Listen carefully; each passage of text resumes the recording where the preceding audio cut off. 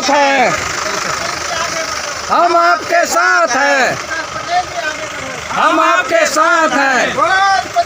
जय मूल निवासी, जय मूल निवासी, जय मूल निवासी। हम आपके साथ हैं, हम आपके साथ हैं, हम आपके साथ हैं। एसटी एससी ओबीसी भारत के हैं मूल निवासी, एसटी ओबीसी भारत के हैं मूल निवासी। मूल निवासियों का नारा है, भारत देश हमारा है, मूल निवासियों का नारा है। भारत देश हमारा है। बोल 85, जय मूल निवासी, जय मूल निवासी। भारत देश हमारा है, भारत देश हमारा है, भारत देश हमारा है। हम आपके साथ हैं, हम आपके साथ हैं, हम आपके साथ। अध्यक्षता के लिए पधारे हुए माननीय चौधरी विकास पटेल साहब, राष्ट्रीय अध्यक्ष, राष्ट्रीय पिछड़ा मोर्चा नई दिल्ली से है। मैं उनको आमंत्रित करूंगा कि वे आएं और अध्यक्षीय भाषण का आगाज करें। सभी साथियों से मैं निवेदन करूंगा जोरदार तालियों के साथ इसका स्वागत कीजिए।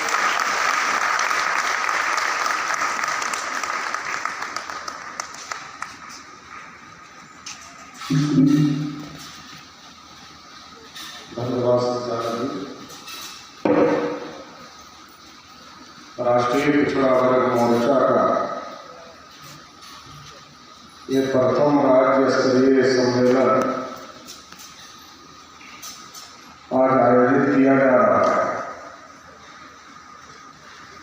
और इस सम्मेलन में जो चर्चा के लिए विषय रखे गए उसमें एक विषय है कि ओबीसी की जाति आधारित जनगणना कराने से रोकना, परंतु हिंदू पहचान देकर उनके संवैधानिक अधिकारों पर डाका डालना ब्राह्मणवादी षड्यंत्र है, गंभीर चिंता। इसी के साथ दूसरा विषय रखा गया है गुलाम भारत में 1931 की जनगणना के अनुसार 52% ओबीसी की आबादी थी। आज भारत में ओबीसी संवैधानिक अधिकारों से बाहर क्यों? अनुच्छेद 340 पर चर्चा।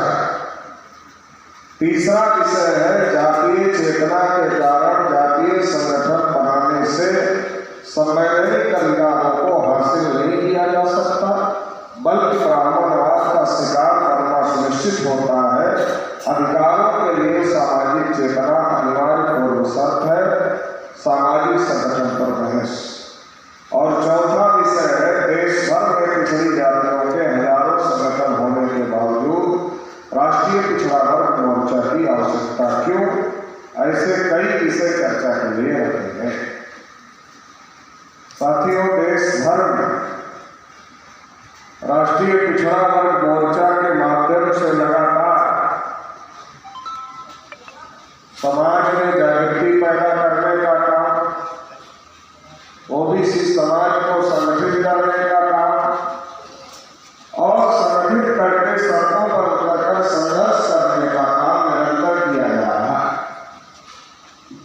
और उसी की कड़ी में यह अधिवेशन लगाया गया। लेकिन इस देश में केवल ओबीसी की ही समस्याएं नहीं, इस देश में चाहे शेड्यूल्ड कास्ट के लोग हो, चाहे शेड्यूल्ड ट्राइब के लोग हो, या फिर ओबीसी समाज के लोग हो, या फिर अलग अलग प्रकार की माइनॉरिटीज के लोग हो, सभी लोगों के ऊपर बड़े पैमाने पर अन्याय और अत्याचार किया जाता है। शेड्यूल्ड कास्ट की बात करें तो कहीं मूछ रखने की वजह से पीट दिया जाता है, कहीं घोड़ी पर चढ़ने की वजह से हत्या हो जाती है, पीट दिया जाता है, कहीं बड़ा मटका छूकर पानी पीने की वजह से हत्या हो जाती है और कभी कभी और भी तमाम प्रकार के अन्याय अत्याचार इस समाज की महिलाओं के ऊपर भी होते हैं। अभी मध्य प्रदेश में कुछ दिन पहले बच्चे के मुंह में पेशाब कर दिया गया, आप लोगों ने खबर सुनी हो। रामनाथ कोविंद जी देश के राष्ट्रपति थे। जब पुष्कर के मंदिर में गए तो ब्राह्मणों ने कहा कि कोविंद जी आप देश के राष्ट्रपति हो सकते, मगर भारत के मंदिर के राष्ट्रपति तो हम ब्राह्मण ही होंगे, इसलिए आपको मंदिर में प्रवेश नहीं दिया जा सकता। कोविंद जी को मंदिर में प्रवेश नहीं दिया। मुर्मू जी देश की राष्ट्रपति, महिला है, आदिवासी समुदाय से है। वो जब मंदिर में गई तो उनको भी अंदर जाने नहीं दिया गया। नए संसद भवन का उद्घाटन होना था। मुर्मू जी के घर से बहुत दूर नया संसद भवन नहीं था कि वो नहीं जा सकती थी, मगर उन्हें बुलाया ही नहीं गया। उनको लेकर लिखकर शुभकामना देना पड़ा नए संसद भवन के उद्घाटन की, क्योंकि बुलाया नहीं गया। राष्ट्रपति जो देश का प्रथम नागरिक माना जाता है, राष्ट्र के सर्वोच्च पद के ऊपर भी जब हमारा व्यक्ति आसीन हो जाता है, इसके बावजूद भी उन लोगों की निगाह में समानता नहीं आती है और वो हमको उसी दृष्टि से देखते हैं जिस दृष्टि से वो पहले से हजारों साल से देखते आए। लेकिन फिर भी हमको समझ में लग जाता, फिर भी हम आपस में झगड़ा करने में लग जाते हैं। अभी जैसे छत्तीसगढ़ में डीलिस्टिंग का मामला चलाया गया, कौन लोग चला रहे हैं? वही लोग न चला रहे जिन्होंने इस देश में शेड्यूल कास्ट के लोगों को अछूत बनाया, शेड्यूल ट्राइब के लोगों को जंगलों में रहने के लिए मजबूर किया, ओबीसी के लोगों को शूद्र बनाया। वही लोग तो डीलिस्टिंग का मामला चला रहे हैं। आपके ही भाई जो किसी दूसरे धर्म में चले, उनसे आपको ही लड़ाने का काम किया जाता है और आपको लग रहा है कि इससे आपको बहुत कुछ मिल जाए। अरे धर्म बदलने से बात थोड़ी बदलता है। धर्म बदलने से बात बदलता है क्या? धर्म बदलने से बात नहीं बदलता। भाई भाई ही रहता है, चाहे इतना धर्म बदले। और भाई का प्रेम भी उतना ही रहना चाहिए, लेकिन ये रहने नहीं दिया जा रहा है और आदिवासी को आदिवासी से ही लड़ाने का षड्यंत्र किया जाता है। जो हमको मंदिर में नहीं जाने देना चाहते, जो हमारे समाज की राष्ट्रपति को उद्घाटन के लिए बुलाना नहीं चाहते, राष्ट्रपति को मंदिर में नहीं जाने देना चाहते, और जिन लोगों की मानसिकता इतनी दूषित है कि वो मुंह में पेशाब तक कर रहे हैं, ऐसे लोग हमको भड़का रहे हैं और हम भड़क रहे हैं। ऐसे लोग हमको कह रहे हैं तुम हिंदू हो, तुम हमारे साथ रहो, और हम अपने ही भाइयों से उनके कहने की वजह से लड़ने का काम कर रहे हैं। तो हमें समझने की जरूरत है। आदिवासियों में भी लड़ाई पैदा कर दिया, ऐसे ही शेड्यूल कास्ट के अंदर भी लड़ाई पैदा कर दिया, ऐसे ही ओबीसी समाज के अंदर भी तमाम प्रकार की लड़ाई पैदा करने का काम ये लोग कर रहे हैं। एक तो हर समाज के अंदर लड़ाई पैदा करने का काम कर रहे हैं, फिर एक समाज को दूसरे समाज से लड़ाने का भी काम लगातार कर रहे हैं कि ओबीसी और एससी में लड़ाई कैसे हो, एससी और एसटी में लड़ाई कैसे हो जाए। ओबीसी एससी एसटी मिलकर या तो मुसलमान से लड़े, या तो सिख से लड़े, या तो ईसाई से लड़े, ये कैसे लड़े? इसके लिए देश में कुछ बदमाश टाइप के लोग दिन रात कार्यक्रम में लगे हुए हैं, दिन रात इस काम में लगे हुए हैं। इसलिए हम लोगों को इससे सतर्क रहने की जरूरत है, इससे बचने की जरूरत है। और जब हम इससे बचेंगे तब अपने हक अधिकार को समझ पाएंगे। एक तरफ आपको समझाया जा रहा है, आपको आपके ही भाई से लड़ाया जा रहा है, डीलिस्टिंग के नाम पर लड़ाया जा रहा है, दूसरे नाम पर लड़ाया जा रहा है, किसी जाति को आरक्षण का किसी जाति को आरक्षण का कम फायदा मिला, इसके नाम पर लड़ाया जा रहा है। ये लड़ाई हर वर्ग में है। आदिवासी में भी है, भाई इस जाति को ज्यादा फायदा मिल गया, ओबीसी में भी है, शेड्यूल कास्ट में भी है। इन सब के नाम पर एक तरफ आपको लड़ाया जा रहा है और दूसरी तरफ जो आपके संवैधानिक हक अधिकार है उसको खत्म किया गया। अगर आदिवासियों का कस्टमरी लॉ खत्म हो जाएगा तो सबका लॉ खत्म हो जाएगा। और जो आपको समझा रहे हैं कि आप अपने ही भाई से लड़ो, आरएसएस से लो, उन्हीं की ना सरकार है, वही तो यूसीसी लाकर इसको खत्म करना चाहते हैं और वही आपको आपके भाई से लड़ाने में लगेंगे और आप लड़ने में भी लगे होंगे।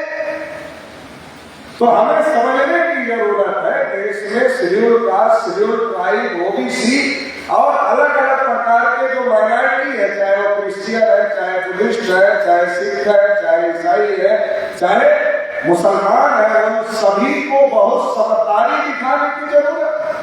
क्योंकि आज के समय में जो देश के हालात, जो देश की परिस्थितियां हैं बहुत अच्छी नहीं है, इसलिए बहुत समझदारी से काम लेने की जरूरत है, बहुत समझदारी से बातों को समझने की जरूरत है और बहुत समझदारी से बातों को समझकर संघर्ष करने की जरूरत है। तब जाकर हम अपने अधिकार बचा पाएंगे और अपने अधिकार ले पाएंगे, नहीं तो ये हो नहीं पाएगा। इसलिए समझना जरूरी है। सबसे पहले तो एक बात समझना बहुत ज्यादा जरूरी है।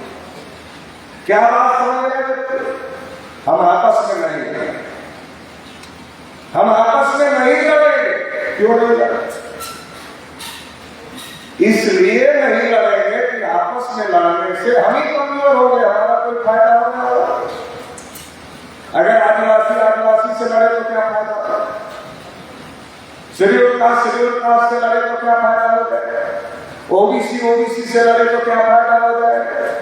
ओबीसी शेड्यूल कास्ट से लड़े तो क्या फायदा हो जाएगा? जब शेड्यूल कास्ट का भी कोटा पूरा नहीं हुआ, ओबीसी को भी कुछ नहीं मिला, तो अगर शेड्यूल कास्ट ओबीसी से लड़ लेगा तो उसको क्या मिल जाएगा? अगर ओबीसी शेड्यूल कास्ट से लड़ ले जाएगा तो उसको क्या मिल जाएगा? जब उसके पास भी कुछ नहीं, उसके पास भी कुछ नहीं। अगर हम आदिवासी से लड़ रहे ओबीसी या एससी के लोग तो हमें क्या मिल जाएगा जब उन्हीं के पास कुछ नहीं? अगर आदिवासी हमसे लड़ रहे तो उन्हें क्या मिल जाएगा जब हमारे पास कुछ नहीं? और अगर हम क्रिश्चियन से लड़ रहे तो जब उनके पास कुछ नहीं, शासन सत्ता नहीं, तो हमें क्या मिल जाएगा? अगर हम मुसलमान से लड़ रहे उनके पास कुछ नहीं तो हमें क्या मिल जाएगा?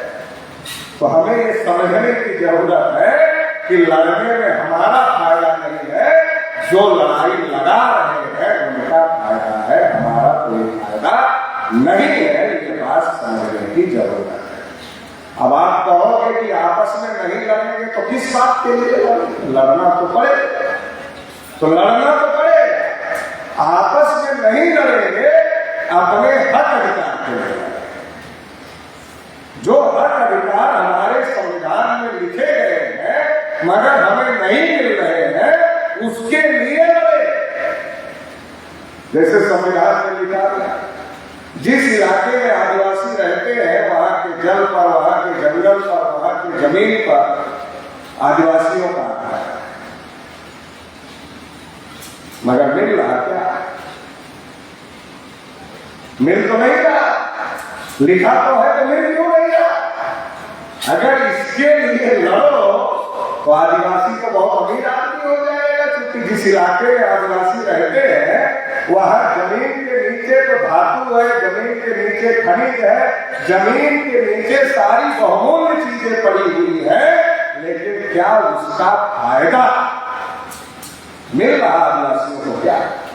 और आदिवासियों को अगर मिल रहा होगा तो आदिवासी बड़ा गरीब कैसे होते? जल, जंगल, जमीन सब पर आदिवासियों का अधिकार है। मैं अभी कल सोनभद्र के जंगल में था तो आदिवासियों ने बताया कि वन विभाग वालों ने हमारे ऊपर मुकदमा किया। तो देश भर में आदिवासियों को परेशान किया जाए, कभी पर्यावरण संरक्षण के नाम पर, कभी औद्योगिकरण के नाम पर, और तमाम प्रकार से देश भर में आदिवासियों को परेशान किया। और आदिवासियों को क्या कहा जाएगा? तुम्हारे ही भाई जो क्रिश्चियन हो गए, तुम हिंदू बनकर उनसे लड़ो, और तुम्हारे जमीन के नीचे जो बहुमूल्य धातुएं हैं और जमीन के ऊपर जो बहुमूल्य जंगल है और जल है, तुम्हारी जो बहुमूल्य जमीन है उसे वो छीनने की तैयारी उद्योगपतियों को देने की तैयारी कर रहे हैं। तुम उसकी लड़ाई ना लड़ो, तुम तुम्हारे ही भाई जो ईसाई हो गए उनसे लड़ो। ये षड्यंत्र देश में कौन कर रहा है, ये समझने की जरूरत है। इसी प्रकार से ओबीसी को भी कहा है, हम ओबीसी के लोग कोई पीछे तो नहीं, 75 साल से लड़ रहे हैं मुसलमानों से। मुसलमान कौन है देश में? अरब ईरान से जो आए थे वो तो चले गए, या तो मर खपते खत्म हो गए, या तो बचे कुचे अवशेष हैं। लेकिन भारत में मुसलमान कौन है? हमसे ही जो धर्म परिवर्तित हो गए, एससी से हो गए, एसटी से हो गए, ओबीसी से हो गए, मतलब यही के है, हमारे ही भाई बन गए। तो हम भी तो उन्हीं से लड़ रहे हैं। और जिन्होंने हमको हक अधिकार नहीं दिया और 75 साल से हमारा हक अधिकार रोक कर रखा हुआ है, वो हमको गिरदास समझाते हैं, मुसलमान से लड़ो, ईसाई से लड़ो, मुसलमान से लड़ो, ईसाई से लड़ो, सिख से लड़ो। तो हमें समझना है, लड़ तो हम 75 साल से रहे हैं, मगर हमारा कोई फायदा नहीं हो रहा है, क्योंकि हम लड़ने वाले हैं, लड़ाने वाला कोई और है। और फायदा किसका हो रहा है? जो लड़ाने वाला है वो फायदा उठा रहा है, और हम लड़ने वालों का कोई फायदा नहीं हो रहा है। तो ये बात समझने की जरूरत है, और समझकर इस लड़ाई को लड़ने की जरूरत है। देश में एससी और माइनॉरिटी के लोग, ये सभी अधिकार वंचित लोग हैं, तो इन लोगों को समझदारी के साथ एकजुट होकर लड़ाई लड़ने की जरूरत है। साथियों, देश में आजादी को 75 साल हो गए, और 75 साल की आजादी के अमृत उत्सव के नाम पर ओबीसी, एससी, एसटी के लोगों को ताली बजवाई जा रही है। तो आजादी के अमृत उत्सव का मतलब क्या है, क्या हम लोग जानते हैं? आजादी के अमृत उत्सव का मतलब है कि आजादी से कुछ अमृत निकला, आजादी से कुछ अमृत निकला होगा, और जो अमृत आजादी के 75 साल में निकला, उसके लिए उत्सव मनाया जाए। उत्सव का आयोजन कौन कर रहा है? जिन्होंने अमृत का फायदा उठाया, ये उत्सव का आयोजन कर रहे हैं। और ताली बजाने का काम कौन कर रहा है? जिसको पता ही नहीं क्या अमृत निकला, अमृत में हमें भी कुछ मिला कि नहीं मिला, जिनको कुछ पता ही नहीं है, वो ताली बजाने वाली जमात में शामिल हो गए। और जो अमृत पर कब्जा किए हुए हैं, वो ताली बजवा रहे हैं, हम बजा रहे हैं, और मजे हो रहे हैं। आजादी की लड़ाई सबने मिलकर लड़ी, लेकिन आजादी की मलाई 3.5% के बराबर खा रहे हैं। सबको आजादी की मलाई नहीं मिली। आजादी की लड़ाई सब लोगों ने लड़ी, आजादी की मलाई सब लोगों को नहीं मिल रही है, मगर उत्सव में सबको शामिल किया जाए। तो सोचो कि जो आजादी का अमृत निकला, उसमें ओबीसी को कितना अमृत मिला, एससी को कितना अमृत मिला, एसटी को कितना अमृत मिला, पहले जानकारी ले लो। अगर कुछ मिला हो तो ताली बजा लेगा, और नहीं मिला तो ताली बजा रहे हो। जैसे देश में आजादी को 75 साल हो गए, जानवरों की गिनती हो गई, कुत्तों की भी गिनती हो गई, हिजड़ों की भी गिनती हो गई, मगर पिछड़ों की नहीं। बहुत सारे पिछड़े वर्ग के लोग मुझसे मिलने के लिए आते हैं, कहते पटेल जी थोड़ा ज्यादा हो गया। हमने कहा क्या ज्यादा हो गया? कहा यही कि जानवरों की हो गई, कुत्तों की हो गई, हिजड़ों की हो गई, मगर पिछड़ों की नहीं हुई। तो थोड़ा ज्यादा नहीं हो जाता, थोड़ा ज्यादा बुरा लगता है हम लोगों को। तो हमने कहा अच्छा, तो ये गलत है, हो नहीं, कहा हो तो गई, लेकिन थोड़ा सुनने में बहुत बुरा लगता है। तो हमने कहा इसका मतलब ठीक ही मैं बोल रहा हूं। तो बोले हमको बुरा लगता है और आप कह रहे हैं ठीक बोल रहे हैं।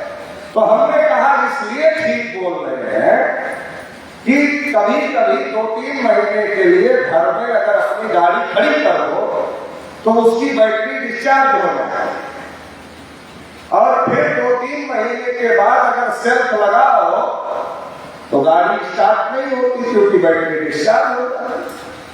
फिर क्या करना पड़ता है, फिर 2-4 हट्टे कट्टे नौजवानों को बुलाना पड़ता है और उनको कहना पड़ता है भाई थोड़ा पीछे से धक्का लगा। तो गाड़ी में जब पीछे से धक्का लगता है तो गाड़ी स्टार्ट हो जाती है और जब स्टार्ट हो जाती है तो बैटरी को चार्ज करने का सिस्टम उस गाड़ी में ही है। गाड़ी चलती रहती है, बैटरी चार्ज होती रहती है, दोबारा धक्का लगाने की जरूरत नहीं पड़ती है। तो हमने कहा जैसे गाड़ी की बैटरी डिस्चार्ज होने के बाद धक्का लगाने की जरूरत पड़ती है, वैसे ही ओबीसी के दिमाग की बैटरी डिस्चार्ज हो रही है तो उसको भी धक्का लगाने की जरूरत है। तो ये जो मैं बोलता हूँ ये धक्का लगाने के लिए बोलता हूँ। जब बुरा लगता है तभी धक्का लगता है, जब तक बुरा नहीं लगेगा तो धक्का कैसे लगेगा। जब बुरा लगेगा तभी धक्का लगेगा। तो अगर बुरा लग रहा है तो मतलब धक्का लग रहा है, धक्का लग रहा है मतलब गाड़ी चालू हो जाएगी और हो जाएगी तो इस समस्या का समाधान हो जाएगा। हमारे साथी लोग नारा लगाते हैं कि ओबीसी शेर है बस जागने की देर है। हमने कहा भाई थोड़ा गलती है इसमें। कहा क्या गलती है? शेर तो है ओबीसी। हमने कहा ओबीसी शेर तो है, इसमें कोई गलती नहीं। कहा फिर क्या गलती है? हमने कहा गलती ये है कि बस जागने की देर है, इसमें गलती है। तो कहा इसमें क्या गलती है? हमने कहा देखो रामायण पढ़ा होगा जिन लोगों ने, उसमें एक पात्र थे कुंभकर्ण। तो कुंभकर्ण 6 महीने सोते थे और 6 महीने की टाइम लिमिट थी सोने की और 6 महीने बाद जग जाते थे। मतलब अगर कुंभकर्ण के जगने का इंतजार करना हो तो 6 महीने इंतजार करना पड़ता है। मगर ओबीसी को 75 साल में नहीं जगा तो इसका कितने महीने इंतजार करे? कोई टाइम लिमिट है ही नहीं। तो हमने कहा अनलिमिटेड सोने का मामला है। तो आप कह रहे हो जागने की देर है तो 200 साल तक इंतजार करें या 500 साल तक इंतजार करें? अब 200 साल में ना हम रहेंगे ना आप रहोगे तो फिर करें क्या? तो हमने कहा कर ये सकते हैं कि नारा बदल सकते हैं। तो कहा क्या बदल सकते हैं? हमने कहा ओबीसी शेर है बस जगाने की देर है। जागने का इंतजार करने से काम नहीं चलेगा, जगाना पड़ेगा। जगाने की देर है। अच्छा जब जगाने की देर है नारा लगाएंगे तब क्या हो जाएगा? जब तक जागने की देर है तो नारा लगाकर इंतजार करेंगे, अब जागेगा, अब जागेगा, अब जागेगा, फिर बुढ़े हो जाएंगे इंतजार करते करते। फिर कहेंगे साहब बहुत नारा लगाए कि ओबीसी शेर है, जागने की देर है, मगर जागा नहीं। लेकिन जब नारा लगाएंगे जगाने की देर है तब तो जाएंगे ना ओबीसी के गली मोहल्ले बस्ती में और कहेंगे भाई उठ जा, बहुत सो लिया, जग जा थोड़ा, तुम अपना हक अधिकार के लिए लड़ ले थोड़ा, तो बहुत तुम्हारा हक अधिकार दूसरे लोगों के लिए लड़ जा। तो पकड़ पकड़ के जगाएंगे तो जगेगा और जगेगा तो ये लड़ाई इस देश में मजबूत होगी। क्योंकि इस देश में अगर अच्छा हो तो उसमें भी ओबीसी की भूमिका रहती है और अगर बुरा हो तो उसमें भी ओबीसी की भूमिका रहती है। क्यों? आबादी संख्या ज्यादा है। ज्यादा संख्या वाले लोग अगर गुमराह हैं तो गलत फैसले होंगे क्योंकि लोकतंत्र में सबको वोट का अधिकार मिला है। ये तो हमारे लिए पुरखों पूर्वजों ने दिया हुआ है कि सबका वोट जरूरी है तो सबके वोट का अधिकार बराबर है। अब हमारे समाज का आदमी ज्यादा गुमराह रहेगा तो लोकतंत्र में गलत फैसले होंगे, गलत फैसले होंगे तो उसका खामियाजा सबको और पूरे देश को भुगतना पड़ेगा, जैसा कि भुगतना पड़ेगा। और अगर ओबीसी सही फैसले ले ले तो बहुत बड़ी संख्या है, तो बहुत कुछ सही हो जाएगा, तो उसका श्रेय भी ओबीसी को जाएगा, और अगर गलत होगा तो उसका श्रेय भी ओबीसी को जाएगा। इसलिए ओबीसी समाज को जागृत करना बहुत ज्यादा जरूरी है, और इसलिए हम लोग ये अभियान चलाने का काम कर रहे हैं। अब सबसे बड़ा सवाल ये है कि 75 साल से हम लोग वोट दे, कोई सरकार बगैर हम लोगों के वोट और सपोर्ट के बन सकती है? हम लोगों के वोट और सपोर्ट के बगैर कोई सरकार नहीं बन सकती है। जब हम लोगों के वोट और सपोर्ट के बगैर कोई सरकार नहीं बन सकती है, तो सिंपल गिनती, कितना बड़ा मामला, गिनती कितना बड़ा मामला, बहुत बड़ा मामला है, छोटा मामला है। गिनती है, हर 10 साल में जनगणना होती है, उसमें ओबीसी का एक कॉलम बढ़ा लो, जाति का एक कॉलम बढ़ा लो, इतना ही करना है, कोई बहुत बड़ा लंबा चौड़ा काम नहीं है, और एक नया ज्यादा का खर्चा भी नहीं है। सरकार जितने खर्चे में जनगणना करती है, उतने ही खर्चे में सरकार ये जातिवार जनगणना भी कर सकती है। फिर नेहरू से लेकर नरेंद्र मोदी तक ये मामला क्यों अटका? ये बड़ा सवाल है, ये समझने का बात है कि नेहरू से लेकर नरेंद्र मोदी तक ये मामला क्यों लटका हुआ? क्योंकि अंग्रेज तो करते थे। आज मोदी जी कहते हैं संसद अंग्रेजों ने बनाया, इसलिए हम नई संसद बनाए। ये अंग्रेजों ने किया, इसलिए हम इसको हटाएं। ये अंग्रेजों ने किया, इसलिए हम इसको हटाएं। अरे हमने कहा मोदी जी बहुत बड़ी गिनती है। क्या गिनती है? अरे अंग्रेजों की हर पहचान आप हटा रहे हैं। अरे हमें बिना मतलब का कहना पड़ता है कि अंग्रेजों की गिनती के अनुसार हम 52% है।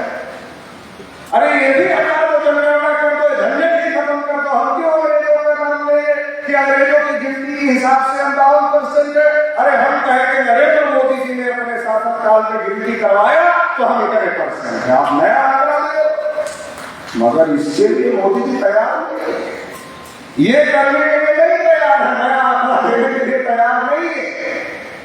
हाँ, शेरबाज चीतों की संख्या अगर कम हो जाए तो मोदी जी को बहुत चिंता है। वो विदेश जाते, वहां से लेकर आते हैं, भारत के जंगलों में छोड़, लेकिन ओबीसी की संख्या बढ़ रही है कि घट रही है, इसके बारे में कोई चिंता है? इसके बारे में मोदी जी को कोई चिंता नहीं है। तो इसके बारे में चिंता क्यों है? क्योंकि मोदी जी तो कहते हैं कि मैं पिछड़ी जाति का हूं, चाय बेचने वाला हूं, नीच जाति का हूं। ये सारा मोदी जी कहते हैं।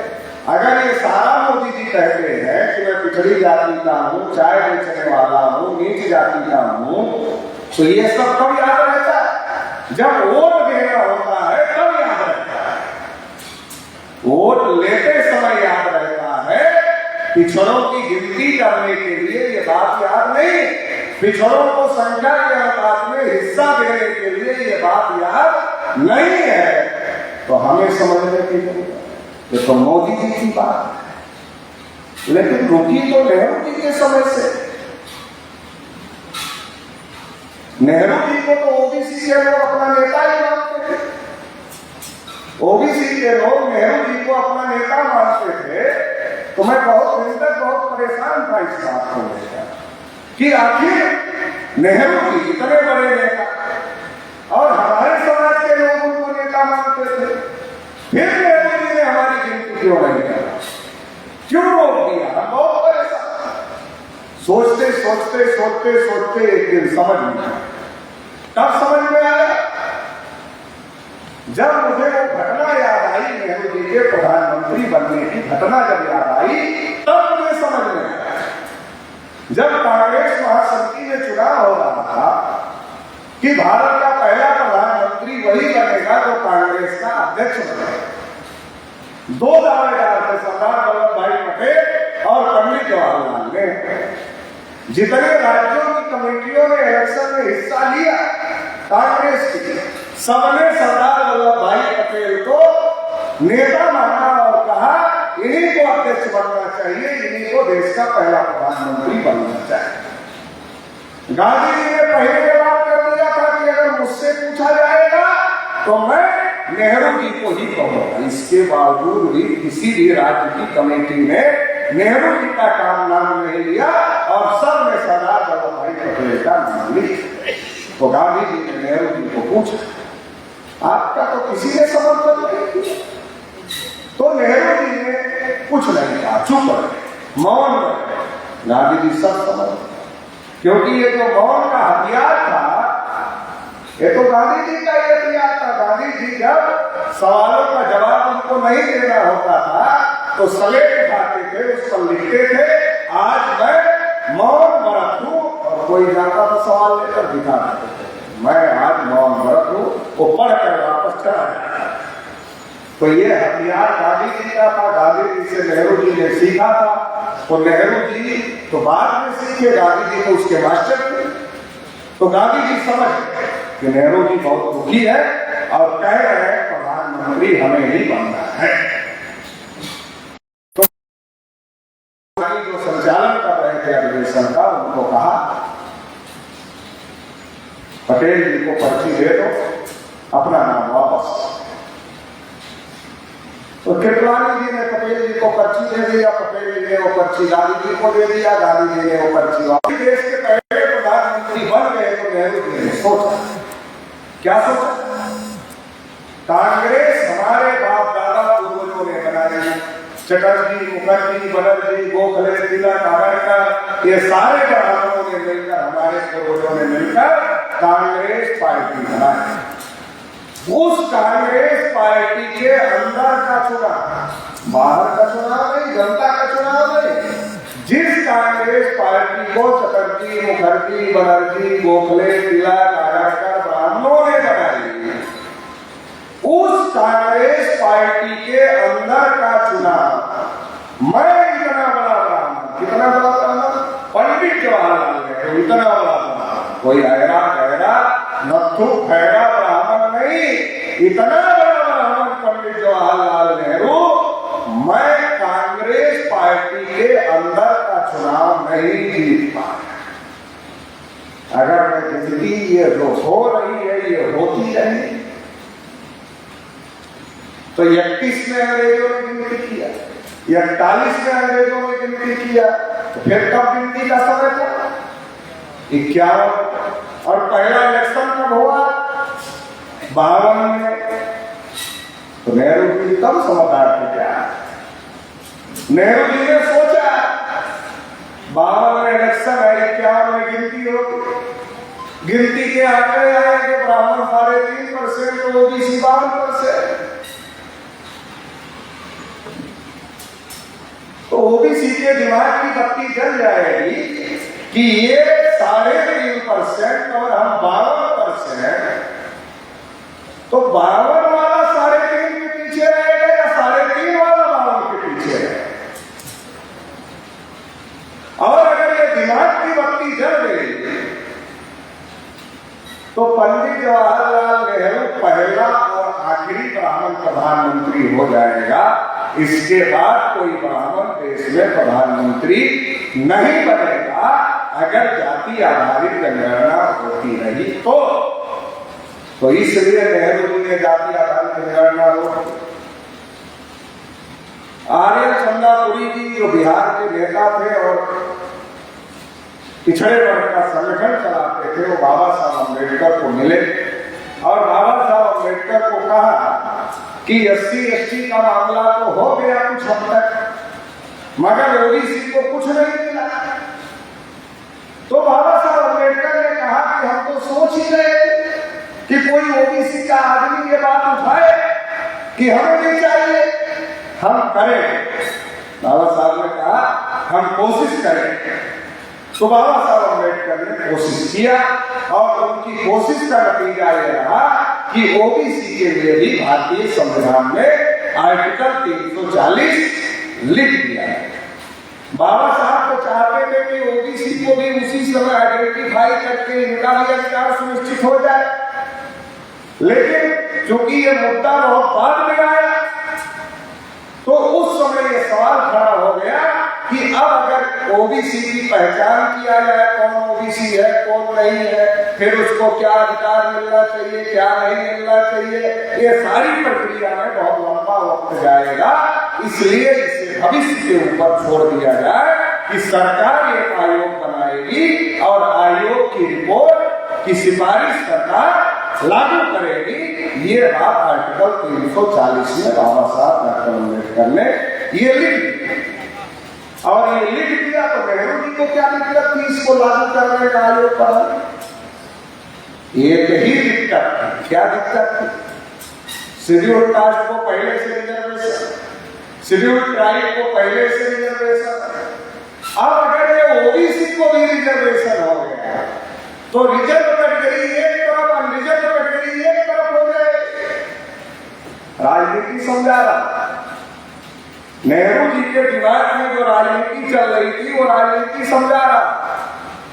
एससी को पहले reserve category, ST reserve category हो गया, एससी एसटी रिजर्व कैटेगरी हो गया, अगर 52% ओबीसी रिजर्व कैटेगरी में हो गया तो रिजर्व कैटेगरी एक तरफ हो जाएगा, एससी एसटी ओबीसी।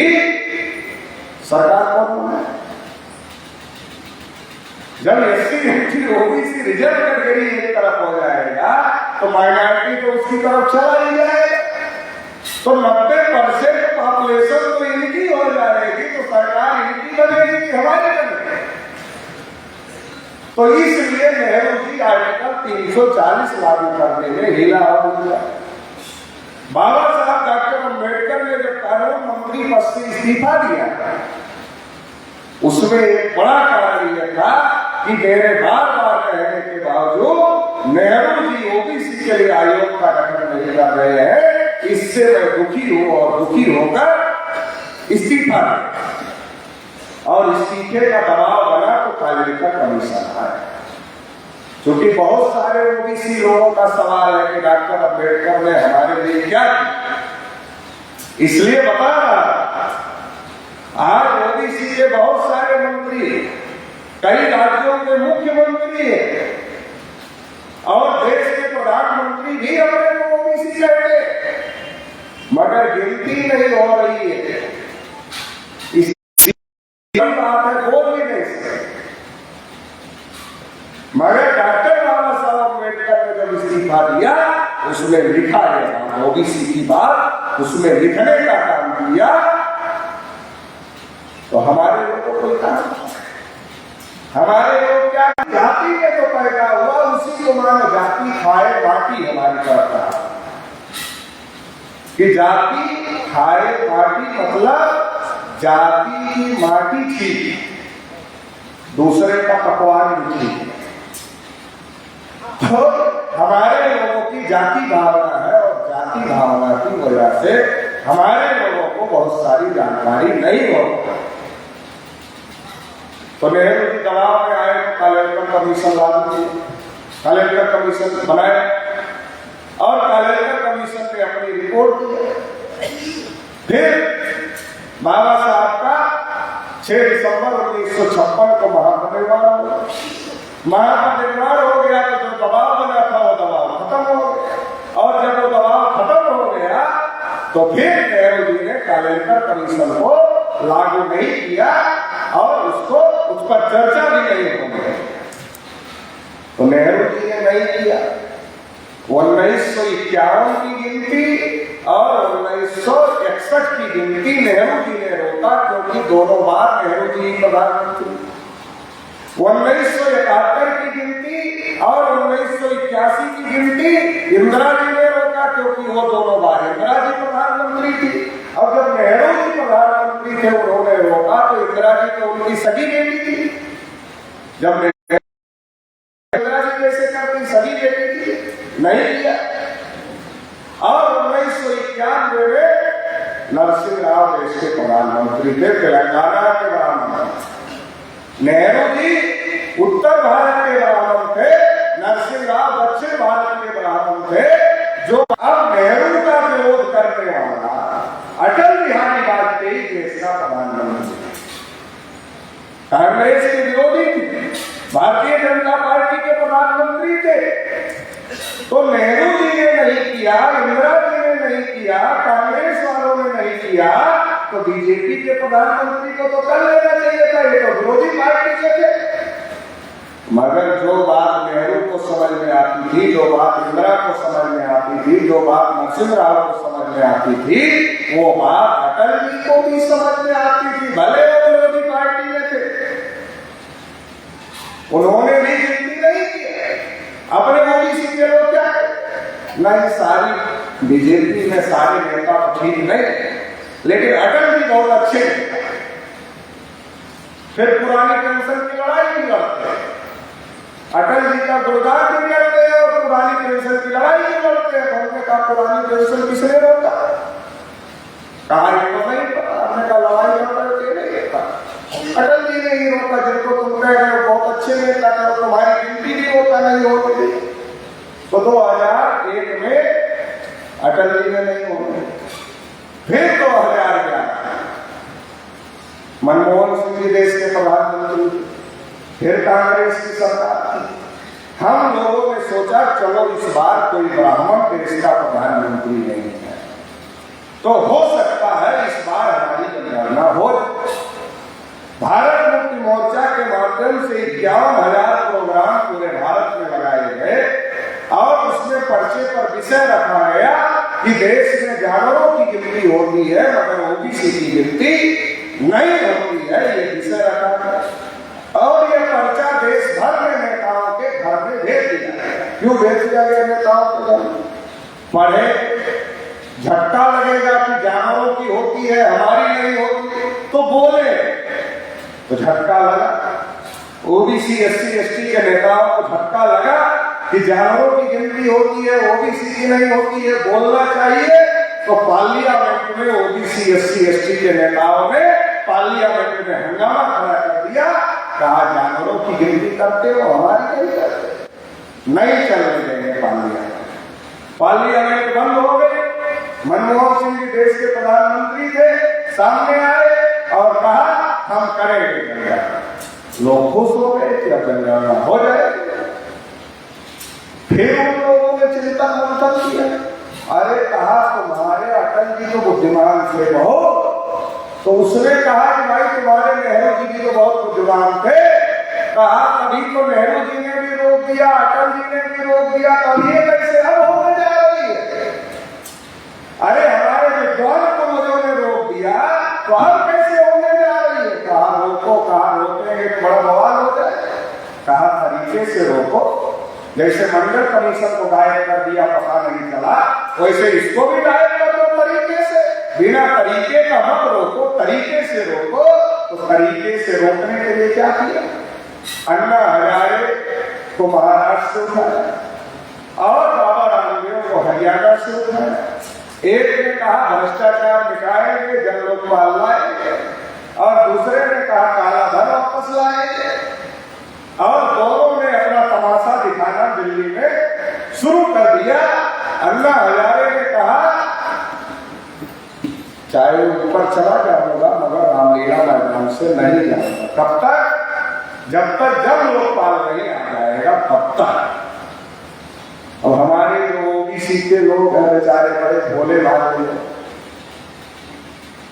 इनके पास दुनिया भर के काम का ठेका, देश बचाने का ठेका इनके पास, धर्म बचाने का ठेका इनके पास, भ्रष्टाचार मिटाने का ठेका इनके पास, और भी कोई मुद्दा आ जाए 370 हटाने का ठेका इनके पास, 3 तलाक खत्म करने का ठेका इनके पास, हिजाब मुस्लिम महिलाएं ना पहने ये ठेका इनके पास, मुस्लिमों की मस्जिद पर माइक नहीं बजना चाहिए ये ठेका इनके पास। इतना ठेका है बेचारों के पिछड़े वर्ग के लोगों के ऊपर, ये बहुत परेशान है। इतना ठेका इनके पास में है कि इन्हें अपने हक अधिकार की लड़ाई लड़ने की फुर्सत भी नहीं है, बाकी सारी लड़ाई लड़ने की फुर्सत।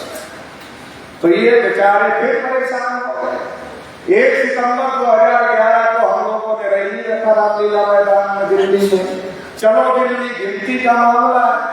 तो बेचारे हमारे पिछड़े वर्ग के लोगों ने कहा पटेल जी अरे गिनती तो बाद में भी ये बेचारा अन्ना हजारे राजा हरिश्चंद्र के बाद पहला ईमानदार आदमी धरती पर आया है, पहले इसकी जान बचा लेते हैं, बाद में गिनती के लिए लड़ लें। तो मैंने कहा अच्छा ठीक है, मानो नहीं ठीक है कर लो, मगर नोट कर लो दिमाग में कि जिस दिन गिनती का मामला बन जाएगा उस दिन अन्ना हजारे अखबार के पन्ने से गायब हो जाए। तो अभी दिखाई दे रहे क्या अन्ना हजारे? मैं महाराष्ट्र गया था दौरे पे, तो मैंने महाराष्ट्र के लोगों को पूछा भाई अखबार में नहीं मिल रहे अन्ना हजारे। किसान आंदोलन वाले बेचारे ढूंढते ढूंढते परेशान हो गए बेचारे कि अन्ना हजारे कहा है, भ्रष्टाचार मिटाने के लिए लड़ रहे थे तो वो भी किसान है, कम से कम किसानों की जमीन बचाने के लिए आ जाए, तो मिले नहीं अन्ना हजारे। तो कहाँ गए अन्ना हजारे?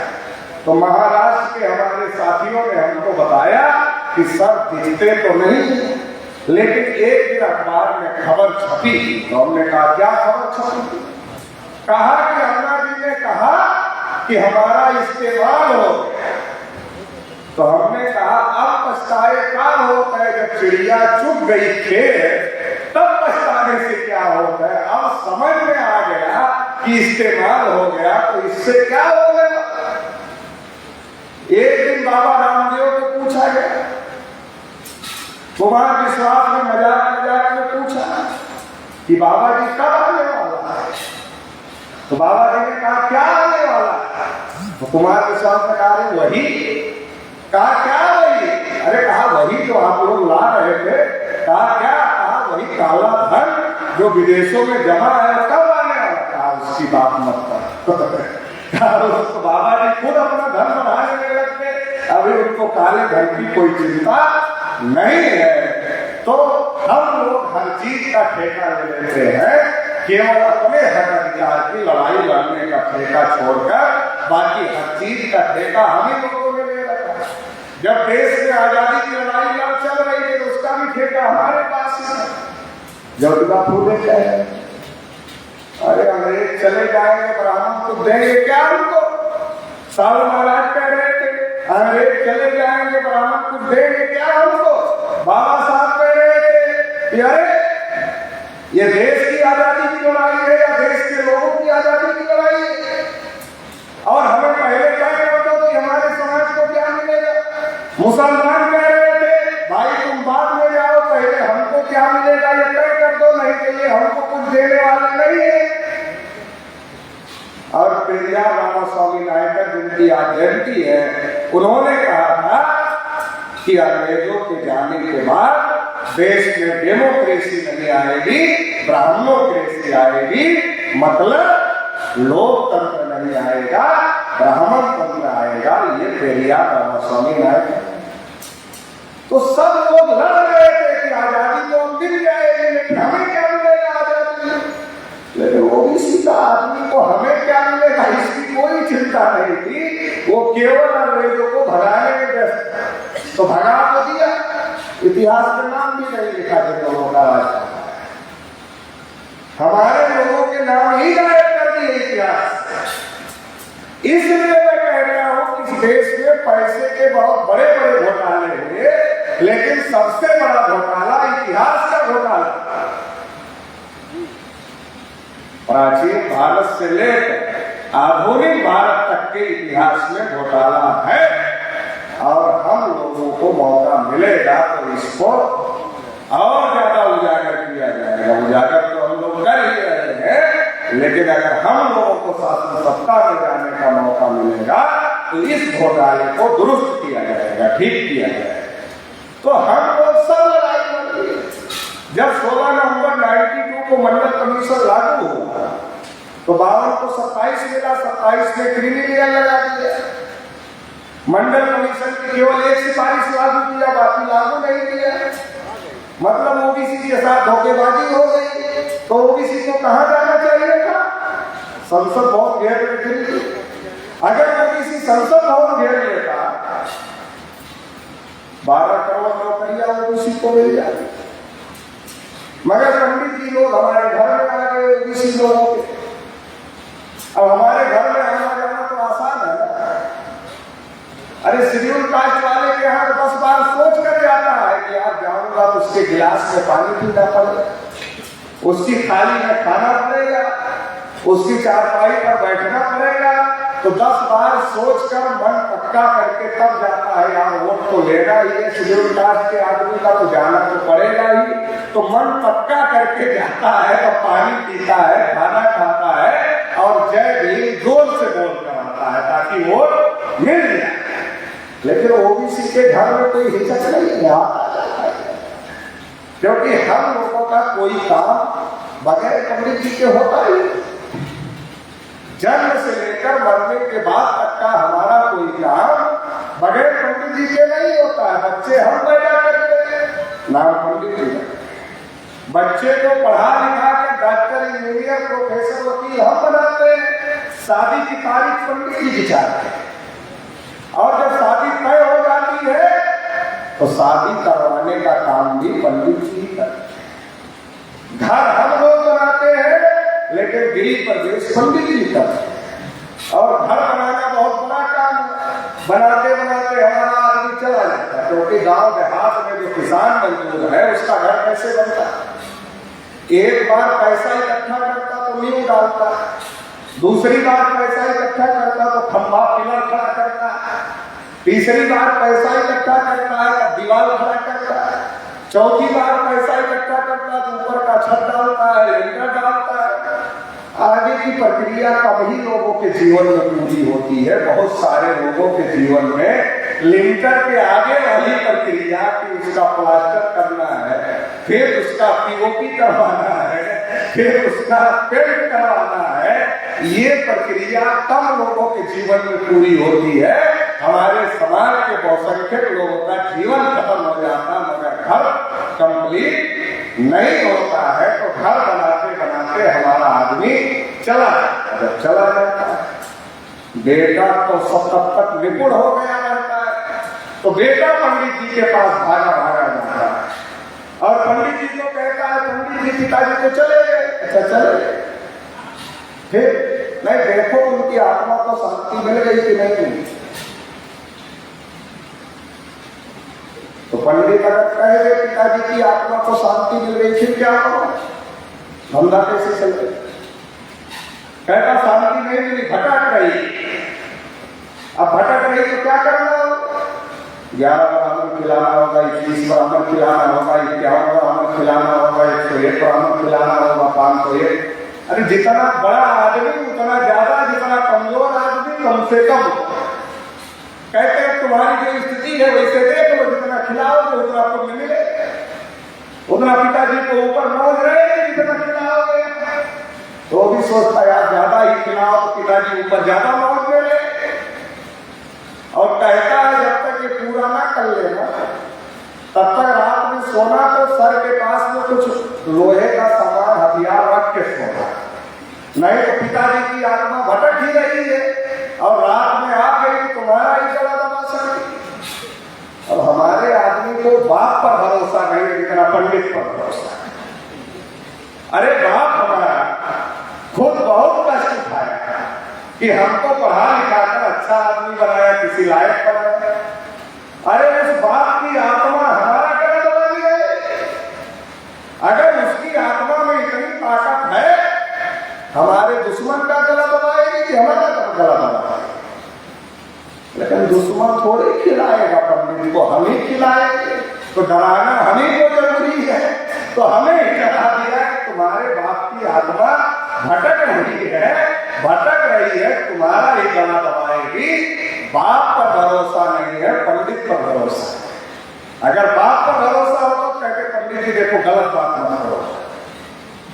अरे बाप हमारा गला क्यों दबाए?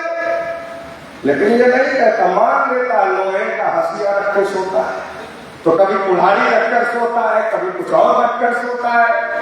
मान लेता, क्यों मान लेता? क्योंकि उसके बाप ने भी अपने ऊपर कभी भरोसा नहीं किया, उसने भी पंडित पर ही जीवन पर भरोसा किया तो बेटे ने भी वैसी ली। तो जन्म से लेकर मरने के बाद तक, अब ये तो एक बार करोगे फिर हर साल की तरफ अच्छा है। तो कहते जितना यहाँ खिलाओगे उतना वहां ऊपर पिताजी को मिलेंगे। हर साल खिलाता है। मूर्ख बनने की कोई लिमिट हो तो ठीक है, और अनलिमिटेड मूर्ख हम लोग बन रहे हैं। हमको बनने में कोई फायदा नहीं है, लेकिन हम बन रहे हैं। उनको बनाने में फायदा है, वो क्यों नहीं बनाएंगे? उनको बनाएंगे ना।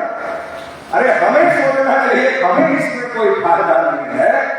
इसलिए ज्योतिबा फुले ने लिखा एक जगह, जैसे बाल काटना नाई का धर्म नहीं है, धंधा है, वैसे कर्मकांड करना ब्राह्मण का धर्म नहीं है, धंधा।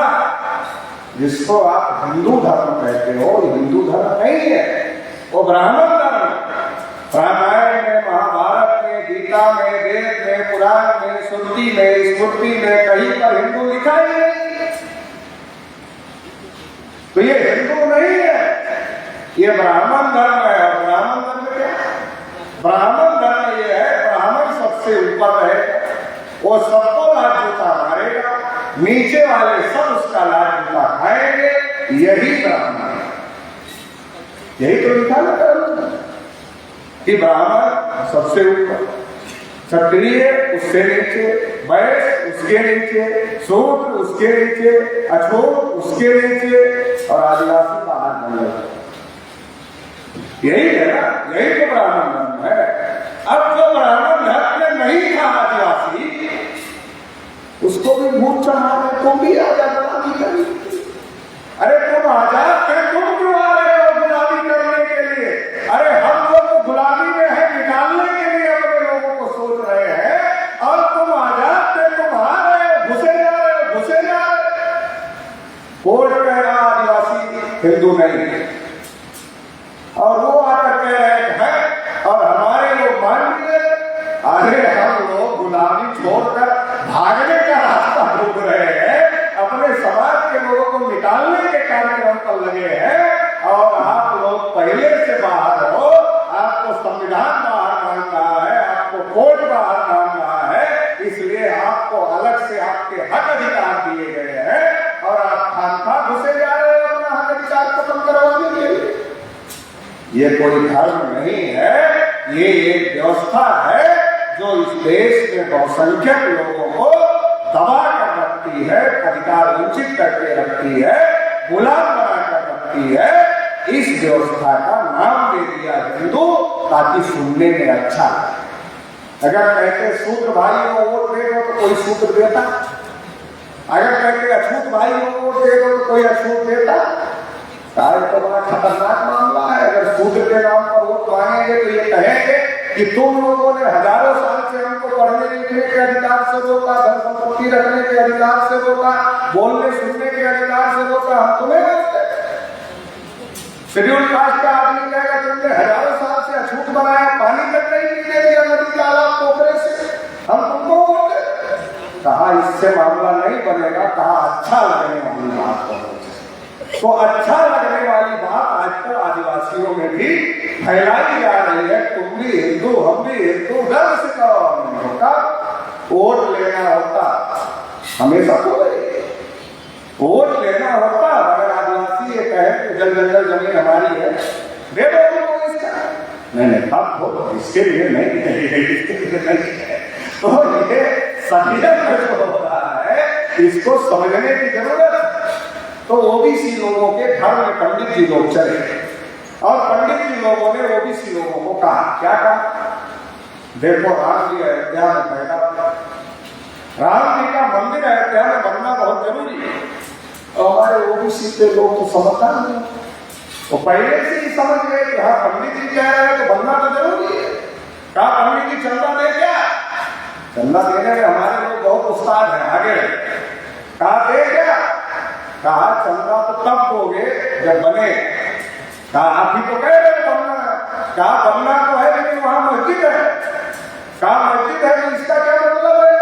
कहा जब मस्जिद है तो मस्जिद हटेगी तभी तो मंदिर बनेगा। कहा फिर? कहा चलो अयोध्या। कहा चलो। तो ओबीसी SC ST के लोग अयोध्या चले और उसमें सबसे ज्यादा ओबीसी के लोग जिनको दिल्ली जाना चाहिए था अपने 52% नौकरियों के लिए वो अयोध्या चले गए। और जब वो अयोध्या चले गए तो 6 दिसंबर 1992 को बाबरी मस्जिद गिर गई। ओबीसी के खिलाफ फैसला कब आया? 16 नवंबर 1992 को आया। उसके 20 दिन में बाबरी मस्जिद गिर गई। अब ओबीसी को क्या मिला क्या नहीं मिला वो आज तक नहीं समझ पाए। मैं तो देश भर में ओबीसी के लोगों को पूछता हूँ, मंडल कमीशन की रिपोर्ट पढ़ा क्या? हमारा चेहरा ऐसे देखते हैं जैसे लगता है कि कोलंबिया यूनिवर्सिटी की कोई लेटेस्ट रिसर्च के बारे में उनसे पूछ रहा हूं, उन्हें पता नहीं। ऐसे देखते। अरे मंडल कमीशन लागू हुए कितना दिन हो गया? 90 में लागू हुआ और उसकी वजह से 27% आरक्षण सेंटर में मिल रहा है और अलग अलग राज्यों में अलग अलग आरक्षण मंडल कमीशन की वजह से मिल रहा है।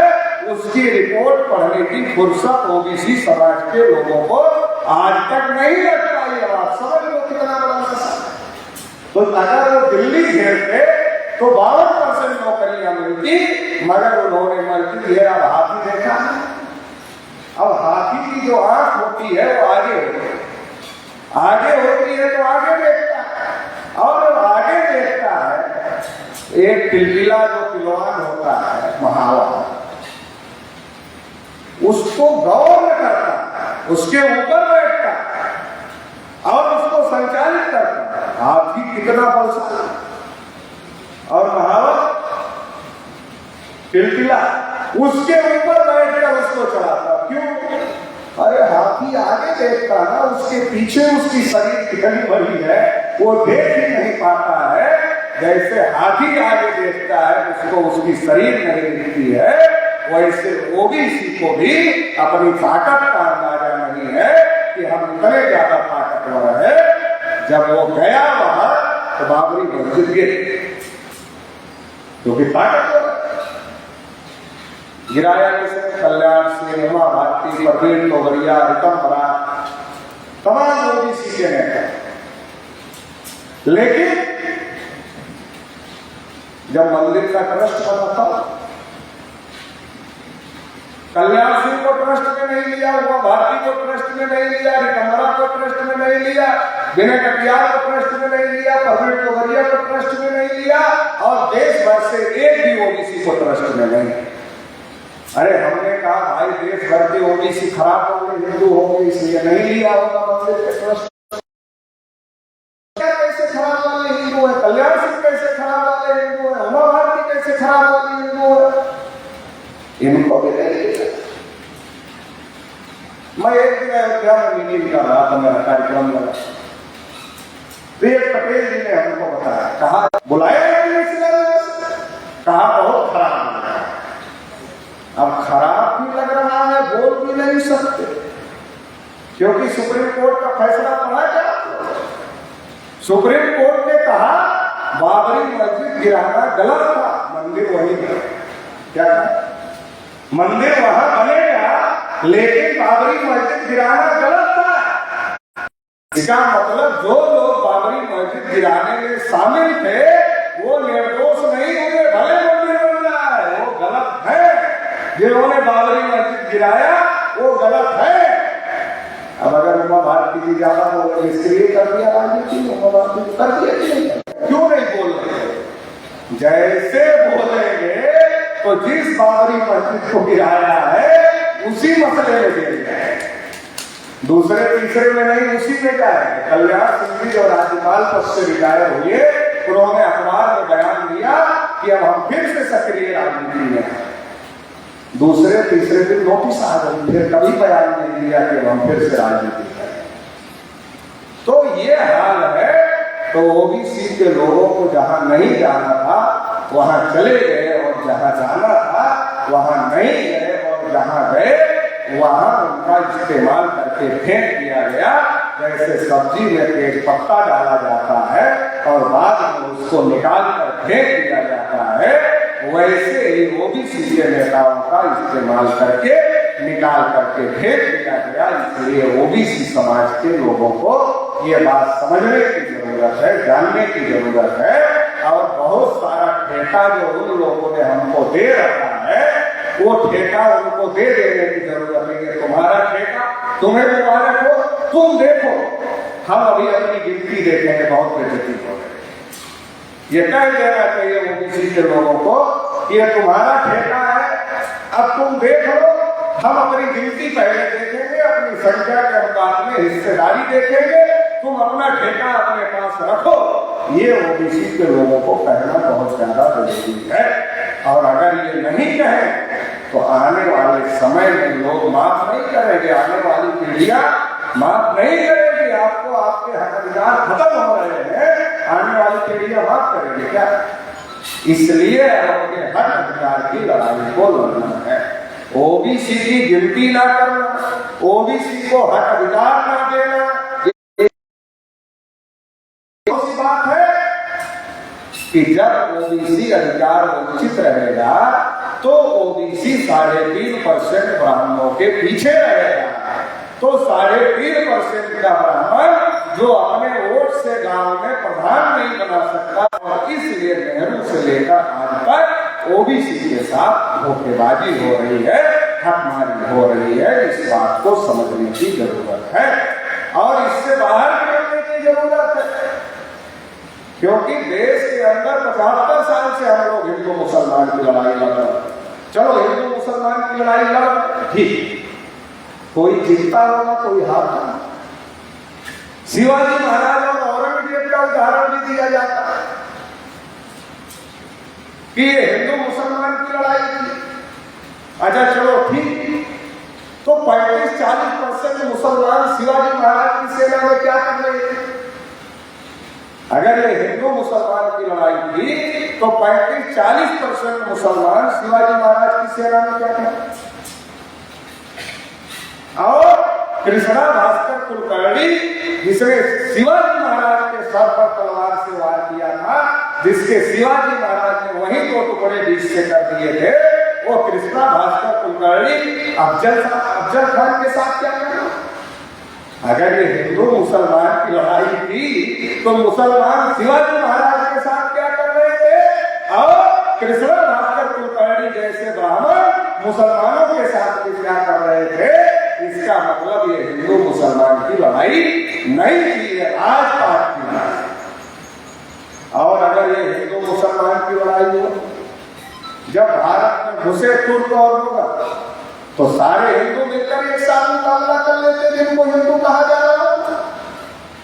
लेकिन जब जिस राजा के ऊपर अटैक हुआ उसने ही लड़ाई लड़ी, किसी ने संगठित होकर लड़ाई नहीं लड़ी। जिस राजा के ऊपर अटैक हुआ उसने ही लड़ाई लड़ी। इससे भी ये बात साबित होती है कि ये हिंदू मुसलमान की लड़ाई नहीं थी, ये लड़ाई राजपाट की लड़ाई थी। और राजपाट की लड़ाई में जो जीतता था उसका राज। जब औरंगजेब जीतते थे तो किला औरंगजेब के कब्जे, और जब शिवाजी महाराज जीतते थे किला शिवाजी महाराज के कब्जे। 75 साल से हम और मुसलमान लड़े। दिल्ली की सत्ता में एक भी मुसलमान की पार्टी ने सरकार बनाई क्या? अरे बनाई, उसको बता, एक ने भी नहीं। एक भी मुसलमान की पार्टी ने दिल्ली में सरकार नहीं बनाई, केंद्र बनाई तो नाम बता देना। अच्छा चलो, मुसलमान ने नहीं बनाई, वो हार गए हैं। इसका मतलब हम ओबीसी SC ST के लोग उनसे लड़ रहे थे तो हम जीत गए, तो हमने बना दिया। तो एक भी ओबीसी की पार्टी ने 5 साल के लिए सेंट्रल गवर्नमेंट बनाई नहीं बनाई। तो एक भी शेड्यूल कास्ट की पार्टी ने बनाई नहीं बनाई। एक भी शेड्यूल ट्राइब की पार्टी ने बनाई नहीं बनाई।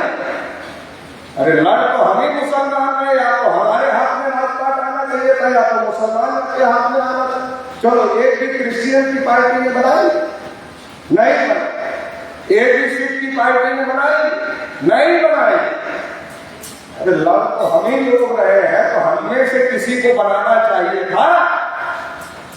किसी भी सरकार नहीं बनी जिनका वोट 3.5% देश में है, उनकी पॉलिटिकल पार्टियां 75 साल से देश पर राज कर रही है और हमें घुमा हमारे हक अधिकार खत्म कर रहे हैं। उनके सामने कटोरा लेकर खड़े, ये दे दो, वो दे दो, ये दे दो, वो दे दो, हमें दे दो। ये चल लड़ रहे हैं हम मुसलमान, कब्जा हो सकता है। जहां से कानून बनता है वहां कानून का कब्जा, जहां से कानून पर अमल होता है। क्लास 1 क्लास 2 की नौकरी है। भारत सरकार के कार्मिक मंत्रालय की रिपोर्ट है 79.2% क्लास 1 क्लास 2 की नौकरियों पर ब्राह्मण और ऊंची जाति के लोगों का कब्जा है। तो हम कहाँ हैं? ओबीसी कहाँ है? एससी कहाँ है? एसटी कहाँ है? वोट देने के लिए तो सब हिंदू है, इसके लिए कहाँ? इसके लिए भी तो होना चाहिए था, मगर इसके लिए नहीं। जहां से कानून बनता वहां हम नहीं, जहां से कानून पर अमल होता है वहां हम नहीं, जहां से न्याय मिलता हाई कोर्ट और सुप्रीम कोर्ट में जा, वहां तो करिया मुंडा समिति की रिपोर्ट पढ़ो तो पता चलेगा कितना भाई भतीजा वाला, कितना जाति वाला। हमारा आपका तो नंबर ही लगने वाला नहीं, एक ही खानदान के बहुत सारे बड़े बड़े। जहां से न्याय मिलता है वहां भी हम में से कोई। और लोकतंत्र का चौथा खंभा मीडिया को कहा जाता है। तो क्या मीडिया में है ओबीसी के लोग, एससी के लोग, एसटी के लोग है? हम नहीं है तो मुसलमान है क्या, सिख है क्या, ईसाई है क्या? और 3.5% के लोग हैं, हर जगह कब्जा 3.5% के लोगों का, और लड़ाई हम आपस में लड़ रहे हैं। इतनी बड़ी मूर्खता चल रही है। इस बात को हम लोगों को समझने की जरूरत है और एकजुट होकर लड़ाई लड़ने की जरूरत है। लेकिन एकजुट कैसे हो?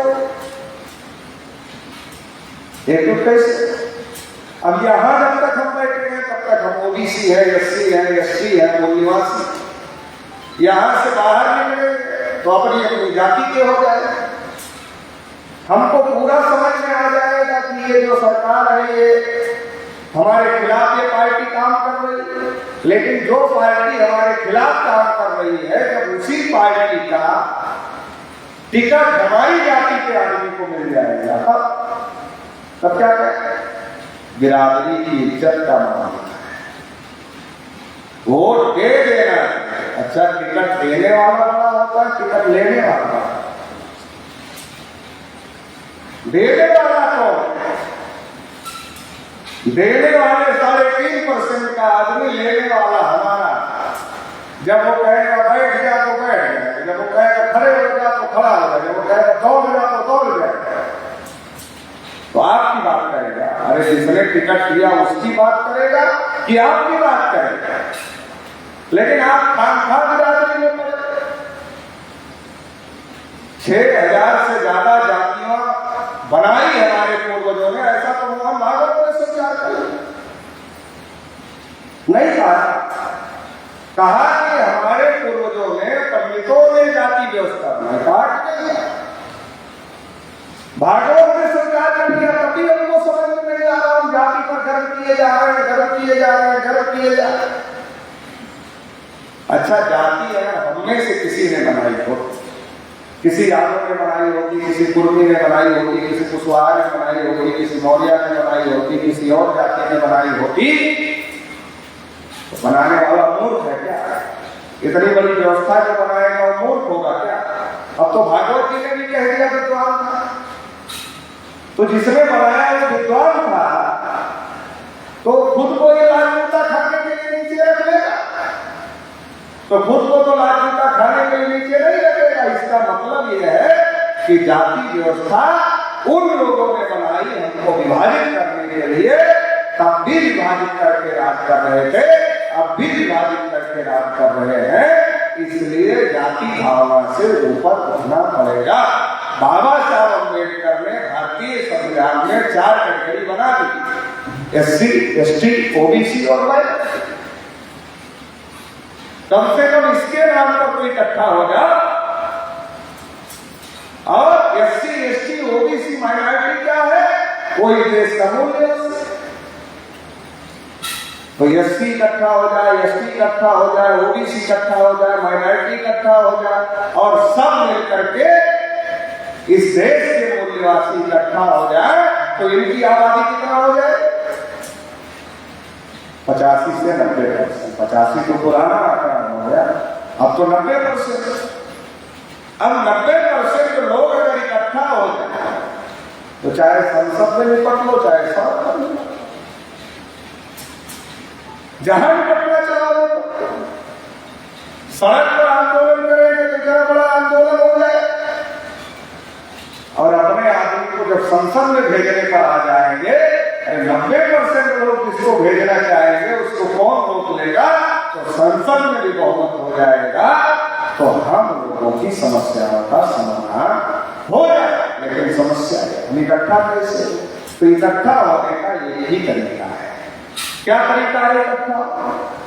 जिसकी जितनी संख्या भारी उसकी उतनी हिस्सेदार, सबकी गिनती हो और जिसकी जितनी संख्या है सभी क्षेत्रों में उसको उसका हक अधिकार मिले, तो इसके आधार पर सब लोग इकट्ठा हो सकते हैं। कोई किसी के हक अधिकार पर आक्रमण न करे तो ओबीसी, एससी, एसटी, माइनॉरिटी के जो लोग हैं वो सब मिलकर लड़ाई लड़े और सबका जो हक अधिकार है वो हक अधिकार सबको मिले। तो इस प्रकार का संगठन बनाने की जरूरत है, इस प्रकार का आंदोलन खड़ा करने की जरूरत है। इसके बारे में देश भर में ओबीसी के अंदर भी चेतना पैदा करने का काम लगातार राष्ट्रीय पिछड़ा वर्ग मोर्चा के द्वारा किया जाता है। ओबीसी के हक अधिकारों की लड़ाई लड़ने का काम भी जाति जनगणना को लेकर कई बार हम लोगों ने भारत बंद किया। ओबीसी का नीट में आरक्षण खत्म कर दिया गया, उसको लेकर हम लोगों ने भारत बंद किया, क्योंकि अगर समस्या राष्ट्रव्यापी है और संगठन गली मोहल्ले का होगा तो समाधान नहीं। राष्ट्रीय पिछड़ा वर्ग मोर्चा की आवश्यकता क्यों है? हमने तय किया है जितनी बड़ी समस्या उतना बड़ा संगठन होना। संगठन तो हजारों है इसमें लिखा हुआ है, मगर हजारों है, हजारों दिखते नहीं। दिखते क्यों नहीं है? क्योंकि जितनी बड़ी समस्या है उतना बड़ा उनका संगठन नहीं है। तो जितनी बड़ी समस्या उतना बड़ा संगठन नहीं होगा तो समस्या का समाधान नहीं होगा। तो इसलिए राष्ट्रीय पिछड़ा वर्ग मोर्चा राष्ट्रीय स्तर का संगठन बनाया जा रहा है और बन गया है ताकि इतनी बड़ी समस्या उतना बड़ा समाधान हो सके। जो हमारे तमाम ओबीसी के लोग स्टेटों में संगठन चला रहे, डिस्ट्रिक्टों में संगठन चला रहे, तहसीलों में संगठन चला रहे, ब्लॉकों में संगठन चला रहे, उनको भी हमारा अनुरोध है कि वो अपना संगठन चलाते रहे, मगर उसके साथ साथ राष्ट्रीय पिछड़ा वर्ग मोर्चा के साथ जुड़े ताकि इस आंदोलन को राष्ट्रव्यापी आंदोलन बनाया जा सके, राष्ट्रव्यापी आंदोलन खड़ा किया जा सके और इस देश में ओबीसी, एससी, एसटी, माइनॉरिटी सभी को एकजुट करके जो भी शोषित अधिकार वंचित लोग हैं उन सभी को एकजुट करके देश में इंसाफ की लड़ाई लड़ी जा सके और इंसाफ कायम किया जा सके। तो इसके लिए हम लोग कोशिश कर रहे हैं, क्योंकि देश की दशा को अगर सुधारना है, दशा लोग था सोने चांदी के चम्मच में खिलाने से दुनिया के तो देश आपको अमीर नहीं मानेंगे। अभी खिलाया दिल्ली, सोचा हमको अमीर मान ले, अरे उनको पता नहीं कितना कर्जा लिया। अरे चांदी के चम्मच में खाएंगे, सोचेंगे अरे कर्जा हमसे लेते, ऊपर से चांदी सोने के चम्मच में खिला, सोचेंगे। इससे मामला हल होने वाला नहीं है। हमारे पूर्वजों ने भारत को विश्वगुरु बनाया, तक्षशिला, नालंदा, विक्रमशिला जैसी यूनिवर्सिटियां भारत में थी, हमारे पूर्वजों ने बनाया। आज तो 200 यूनिवर्सिटी की लिस्ट बनती है तो भारत का नाम भी नहीं। पहले दुनिया के लोग इस बात पर गर्व करते थे कि उनका बेटा नालंदा में पढ़ता है। आज भारत का आदमी गर्व करता है कि उनका बेटा अमेरिका में पढ़ता है। कितना पतन हो गया।